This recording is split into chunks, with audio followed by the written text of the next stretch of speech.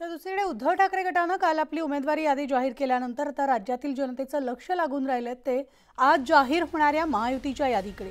महायुती आज उमेदवारांची यादी जाहीर करणार आहे, तेव्हा सगळ्यांचंच लक्ष या यादीकडे लागलेलं आहे। ते कोणत्या पक्षाच्या कोट्यात किती जागा जाणार याकडे। तर भाजपनं आतापर्यंत राज्यातील आपले 24 उमेदवार जाहीर केलेत, त्यामुळे आता उर्वरित 24 जागा कुणाच्या पारड्यात जाणार, कुणाला मिळणार हे पाहणं औत्सुक्याचं ठरणार आहे। शिवसेनेनं 14 जागांवर दावा केलेला आहे, तर राष्ट्रवादीला किती जागा मिळतायत हे सुद्धा पाहणं तितकंच महत्त्वाचं आहे।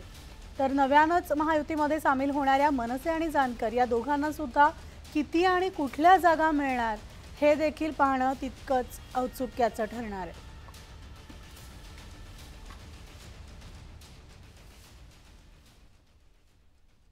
महायुतीमध्ये अनेक जागांवर तिन्ही पक्षातील उमेदवारांनी दावा केलाय, तर या जागेवर कोण उमेदवार असणार याची सगळ्यांनाच उत्सुकता आहे। यामध्ये तिन्ही पक्षांचे उमेदवार जागांवर दावा करतायत।